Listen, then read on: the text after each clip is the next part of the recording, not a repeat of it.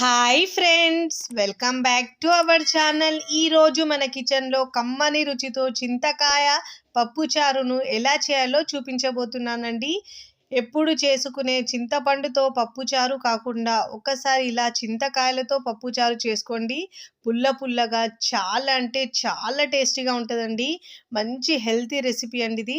చింతకాయలో C vitamin ఎక్కువగా ఉంటుంది కాబట్టి సీజనల్గా వచ్చినప్పుడు ఈ చింతకాయని మనం కంపల్సరీగా వాడాలండి. ఏదో ఒక రూపంలో పచ్చడి అయినా చేసుకోవచ్చు, లేదా ఇలా పప్పులో వేసుకున్నా కూడా చాలా బాగుంటుందండి. అన్నంలో ఈ పప్పుచారు వేసుకొని తింటే రుచి చాలా అద్భుతంగా ఉంటుందండి. మరి టేస్టీగా ఉండే ఈ చింతకాయ పప్పుచారును తయారు చేసే విధానాన్ని చూద్దాం.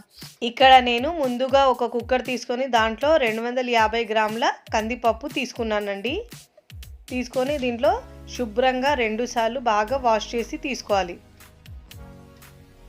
చూడండి, ఇలా బాగా కడుక్కున్న తర్వాత దీంట్లో 2.5 కప్పు 2.5 కప్పుల వాటర్ వేసుకోవాలండి, లేకుంటే ఒక గ్లాస్ వాటర్ అయినా వేసుకోవచ్చు.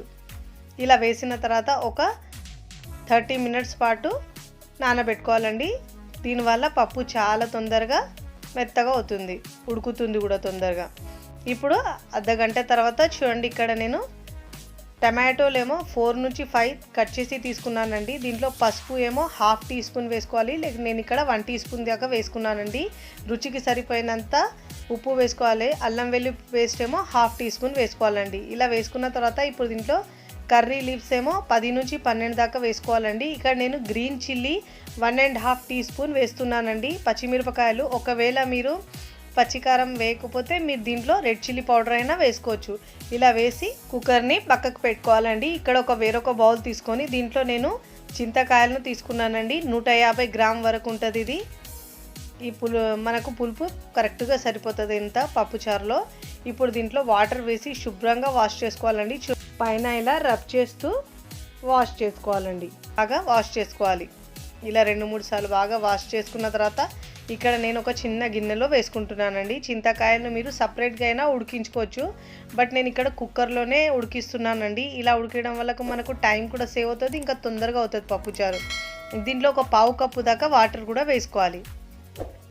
ఇలా వాటర్ వేసిన తర్వాత ముందుగా మనం పప్పు వేసిన కుక్కర్లో ఈ గిన్నెను పెట్టేసి ఇప్పుడు దీంట్లో ఒక టేబుల్ స్పూన్ దాకా ఆయిల్ వేసుకోవాలండి. ఆయిల్ వేసి 3 నుంచి 4 విజిల్ వచ్చే వరకు ఉడికించుకోవాలండి. ప్లీజ్ నా ఛానల్ని ఫస్ట్ టైం చూస్తున్న వాళ్ళు నా ఛానల్ని సబ్స్క్రైబ్ చేసుకోండి, లైక్ చేయండి, పక్కనున్న బెల్ ఐకాన్ని ప్రెస్ చేయండి. ఇలా ప్రెస్ చేయడం వల్ల నేను పెట్టే వీడియోస్ నోటిఫికేషన్ ముందుగా మీకు వస్తుంది. చూడండి, 5 విజిల్స్ తర్వాత పప్పు కూడా చాలా బాగా మెత్తగా అయిపోయింది. ఇప్పుడు ఈ చింతకాయల బౌల్ని మనం బయటికి తీసేసుకోవాలి. చూడండి ఎంత బాగా మెత్తగా అయిపోయింది. చింతకాయ కూడా ఇంకా పప్పు కూడా 2 ఈజీగా తొందరగా అవుతుందండి. టైం లేనప్పుడు ఇలా ఈజీగా మనం అప్పటికప్పుడు చేసుకోవచ్చు. చూడండి, ఇలా బాగా మిక్స్ చేసుకొని స్టవ్ ఆఫ్ చేసుకోవాలండి. ఇక్కడ పప్పు గుత్తితో ఇలా పప్పును బాగా మ్యాష్ చేసుకోవాలి. ఇలా బాగా మ్యాష్ చేసుకొని పక్కకు పెట్టుకోవాలండి. ఇక్కడ ఒక బౌల్ తీసుకొని దాంట్లో చింతకాయలను, మనం ఉడికించుకున్న చింతకాయలను వేసుకోవాలి. ఇలా వేసి దీంట్లో కొద్దిగా చల్ల వాటర్ వేయడం వల్ల చింతకాయ చల్లగా అయిపోతుందండి, వేడి ఉండదంతా.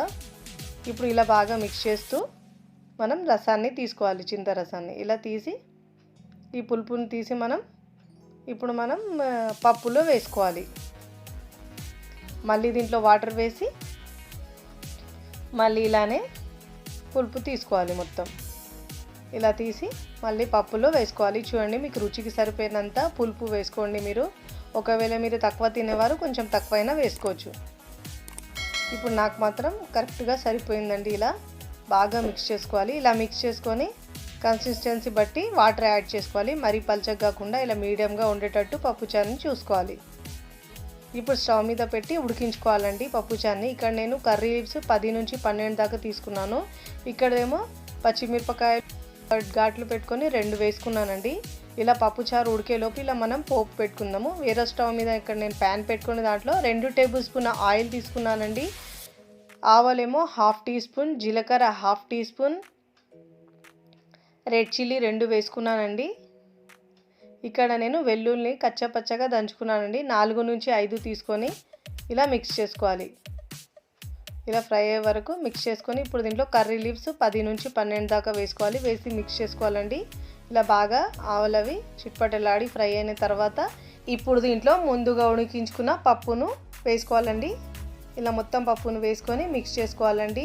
మీరు కూడా ట్రై చేయండి. ట్రై చేసి ఎలా కుదిరిందో నాకు కామెంట్ ద్వారా తెలియచేయండి. అన్నంలో వేసుకొని అప్పడాలు నంచుకొని తింటే సూపర్ టేస్టీగా ఉంటుందండి. పుల్లగా చాలా బాగుంటుంది. వీడియో నచ్చితే లైక్ చేయండి, ఫ్రెండ్స్ ఫ్యామిలీకి షేర్ చేయండి. మరికొన్ని టేస్టీ సింపుల్ రెసిపీస్ కోసం టీ కిచెన్ని సబ్స్క్రైబ్ చేసుకోండి. Thanks for watching.